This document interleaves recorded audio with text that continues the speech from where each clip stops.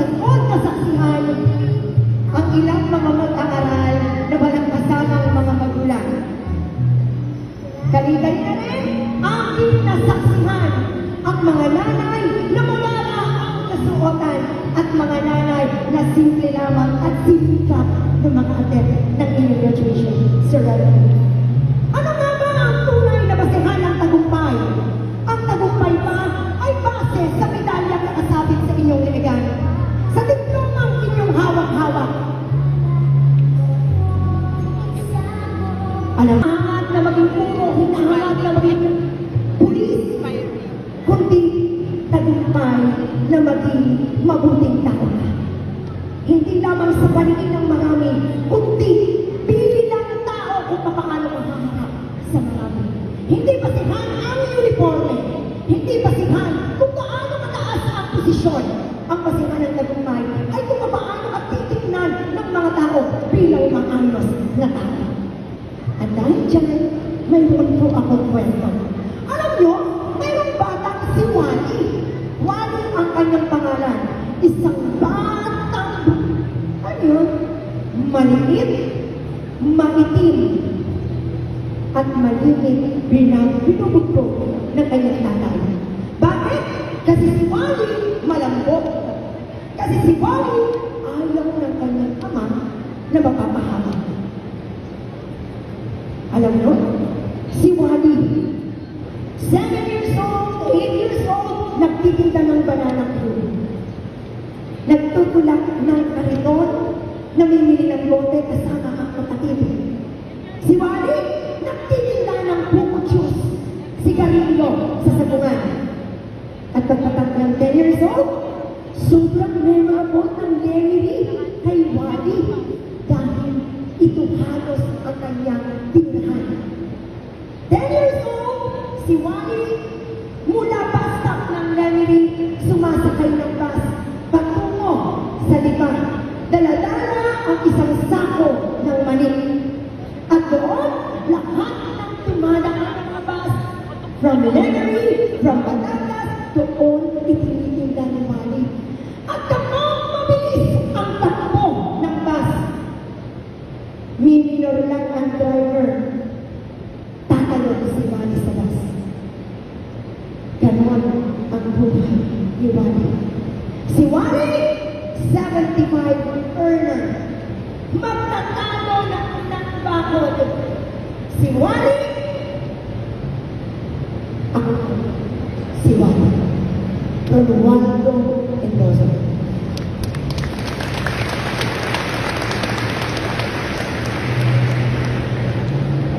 Bagamat masipag, ay hindi pa rin ganun kabalat dahil nag-isa kaming magkakapatid. Ako pa'y mang-anin, tagasalo ng damit ng aking mga kapatid. Hindi naranasan na makantahan ng happy birthday. Hindi naranasan makabili ng bagong damit dahil higaw sa buhay. Labing-isa, pinuhay kami ng aking tatay at nanay. Naku po, madaling araw na, natatuktok pa ang bao dahil napakasipag po ng aking tatay. Alam nyo, bagamat ganon, si Wally, ako, kahit ako'y masipag, in a week, pinakamababang palo sa akin ang tatay ko. 2. Ay naku po, may ilang taon na ako. Ay hindi pagkadaming palo. Napakaraming pilat, tekla ng aming katawan. Pero alam niyo ba, itinuturing ko na kayamanan ang pilat na nasa katawan ko. Dahil dito, mababanahan kung gaano ako kamahal ng tatay ko. Tatay mo? Eh sabi mo kanina pinapalo ng tatay mo. At hindi lang sa palo, pinugog mo talaga ang tatay mo. Isang buong kawayan, tinutulog sa katawan ko. Bakit? Ay baklamo ako eh. Gustong magtuwid ang landas. May pagkakataon pa, nanirahan kami sa arumahan, tinurog ang isang buong kawayan sa katawan ko, hinimatay po ako. Pero pagising ko, ang tatay ko pa rin ang nagkakami sa akin, at sabi, uy, Rune! Rune! Pag-isip ko siya, nakita ko sa music. Alam niyo? Yung mga peklat na yun, hinto yun! Sir, bakit kayo tinatingnan namin sa kanila? Eh, parang hindi okay ang buhay nyo. Alam niyo? Ang galing ng Diyos. Binigyan niya ako ng perfectong tatay. Perfecto ay namumugong. Oo. Dahil kung hindi siya ang tatay ko, malamang pagalahan. Mga anak,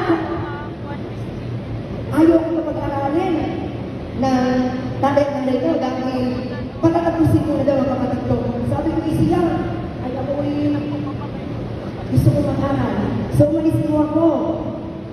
At dito ako nanirahan sa Lemery, sa San Luis, sa Dulangan.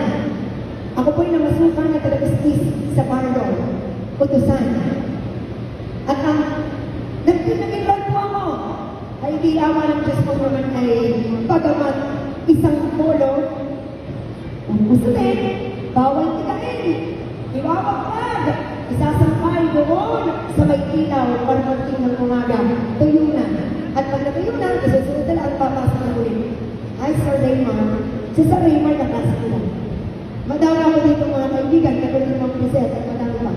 Saksi sila kung gaano ako araw-araw ay nagtitinda ng yema sa school. Di ba mga Christy? Lahat ng departments, kinaangkat ko. Binigay ng yema, nasa pagkasa ko. Alam nyo? Yung itinuro sa akin ng pamataan ng pagtitinda, sino dito morning students? Meron ba? Wow! Ayan! Hanap ka sa'yo. Kasi hindi biro ang mag-aral. Ha? Alam niyo po? Awa ng Diyos, nakakaos sa pagtitinda ng yema at ang aking mga itlog ng butiki, yung maguulan. Araw-araw para may pambangon. At alam niyo kung paano bibigay ng bangon sa aking kapatid na dahilan kung bakit saan ako hindi makapag-aral. Naka-graduate! Umuwi ako sa amin. Sabi ngayon ako sa mga po ninyo. Kita ko sa mata ng aking ina kung gaano ka siya na-proud at kasaya na ang kanyang anak ay nag-graduate. Makalipas ang ilang panahon, ako kung sabi ko hindi ako makapagting ng exam dahil gusto ko po, kung ako'y mag-take, gusto ko, pera ko din. Kaya nagtrabaho ko ulit ako. Dahil una, ayun, gusto ako prinsipyo ko. So, hindi ako nakapag-take ng exam. And then, makalipas ang isang teka, nag-take po ako. Pero wala ka nakakaalam na kahit na sino. Sabi sa akin, sa may JPR, habang taas-taas ako ng invitation ng kapatid. Sabi ko ay, oy, Ronnie, lumabas na ng result ng board exam na. Pero hindi mo ako nag-take. Pero alam mo, alam mo, tako na sa computer shop. Sabi ko, kuya, lagay ko sa LED. Lagay. Kuya, endorse ko. Pinindot. Letter T. Ini-scroll. Sabi ko, kuya, yan po ang pangalan ko. Sabi ko, okay na. Hindi po yan, pasado ako. Sabi niya, okay na yan. Pinindot ko, hindi naman mapindot. In-scroll ko, no? Examination, para sa licensure examination for teachers. Tapos, tumawag ako sa nanay ko. Iyak na ako! Sabi ko, Inay! Ako tayo, bakit? Inay, magsintihumay ng kandila. Bakit ako tayo? Inay, nakapasok ako sa boarding sa akin. Nakabato ko! Bakit hindi mo sinabi sa akin? Uwi na! Pag-uwi ko, nakakita ko yung maluhay ko. Hindi yung mga masa sa board exam, kundi yung isang dali na ako'y hahakbang patungo sa aming tahanan. Ang nakasalubong sa akin ay ang mukha ng aking amang nakangiti. Nakapuha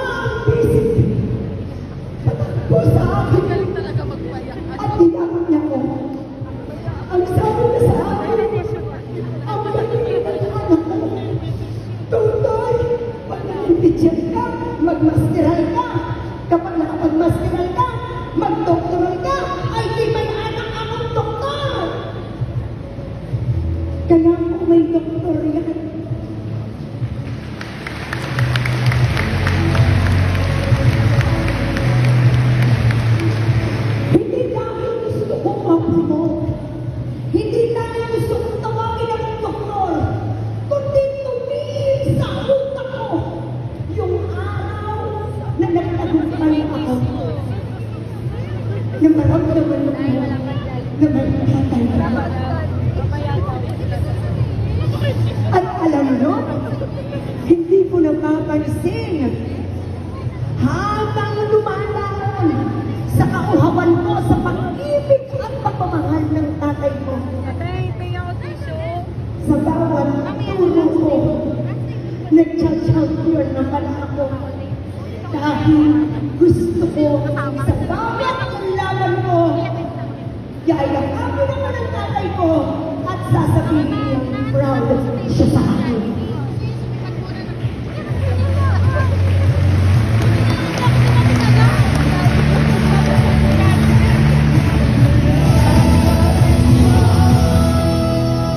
Napakaraming trofeo, medalya ang aking nakamtan. Subalit hindi mapapantayan ang kampiyonato sa puso ng tatay ko. Alam mo kung bakit? Dahil doon ako nagsimulang makamtan ko ang lahat. Sa kauhawan ko, hindi ako naging negatibo. Naging positibo ang isip ko. Kaya doon sa mga batang hindi nasamahan ng kanilang magulang, huwag kayong malungkot. Isa yung motivasyon para mas pag-iiling pa ang pag-aaral nyo at mas maging mabuti kayong tao. At para naman sa mga minamahalaga ng kanilang mga magulang na sinamahan dito ngayong araw na ito, huwag niyong kakalimutan ang sandali na kumakamal ang inyong magulang na nakangiti sa mga guro at sinasabi, congratulations, maraming salamat po. This is really a proud moment for all of you. At alam niyo, yan ang makakaingatan niyo. Keep your parents proud of you. Someday, somehow, marirealize niyo, it's not the money, it's not the material things. Hindi yun ang yaman sa mundo. Ang yaman sa mundo ay ang mapatunayan mo sa nanay at tatay mo na nagpalaki sila ng mabuting anak.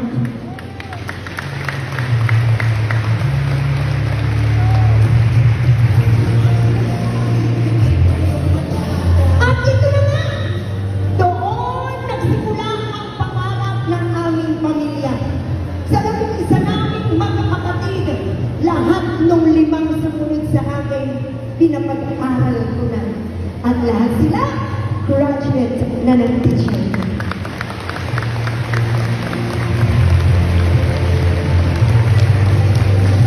Then, nararamdaman namin na gusto kong maging guro. Alam nyo, ang sagot, hindi naman talaga. Bakit? Wala naman ang utak ko, kundi basta ako papasok, basta ako sasakay sa agos, basta ako'y tutuloy. Kasi kapag tinuntungan mo ang isang bagay at hindi mo sinukuan, matatapos mo. At ganun pala ang tadhana ng Diyos. Gustuhin man o hindi, kapag nakatadhana at pinaghusay mo sa buhay, magtatagumpay ka. At opo, 17 taon na naging teacher.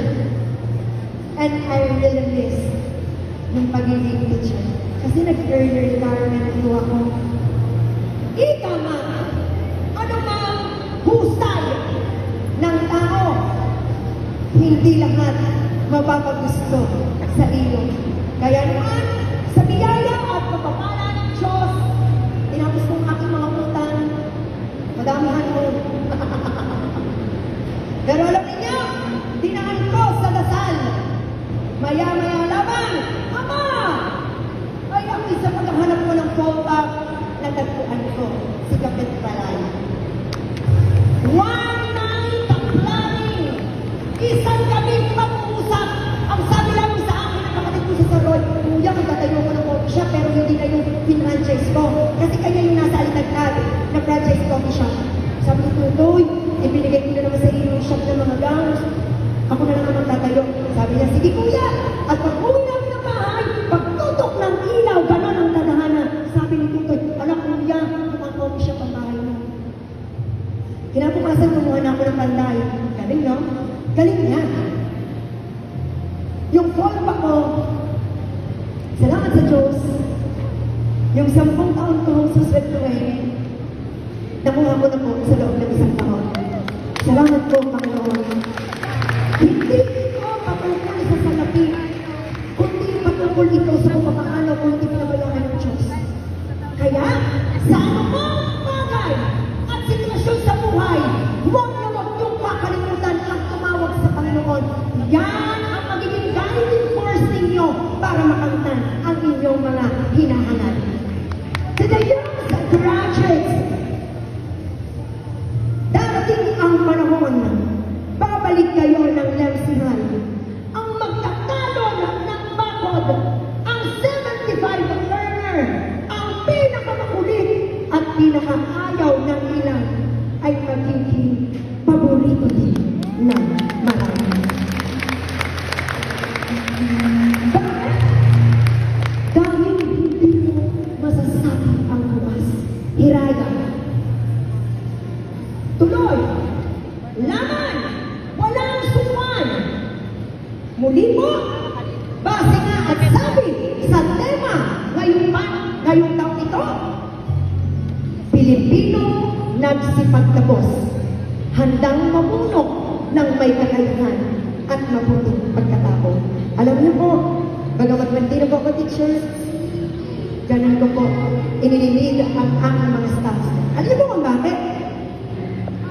Ang aking mga kaibigan ay kung sino ang janitor. Kung sino po ang utility. Bakit po? Natandaan niyo ha, hindi basihan ang itsura ng tao, ang pananamit ng tao. Ang basihan ay kung papaano mo ituring na tao ang kaharap mo.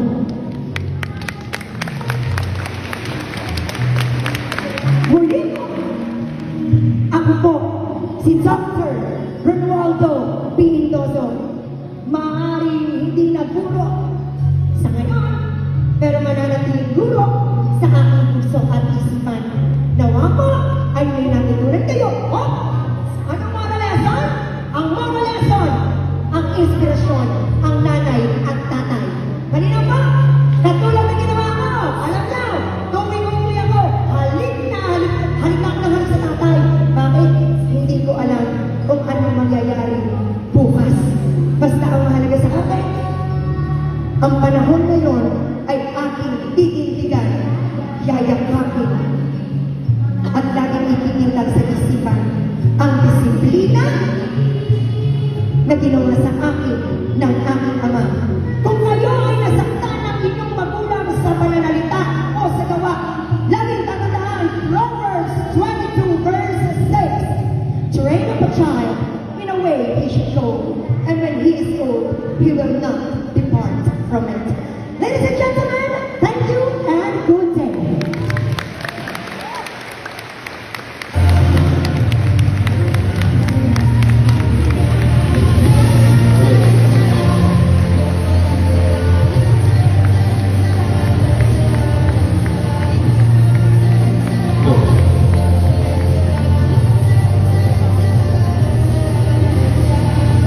Isang taus-pusong pasasalamat po sa inyo sa pagbibigay ng oras at presensya na tunay na nagbigay buhay sa aming pagtitipon.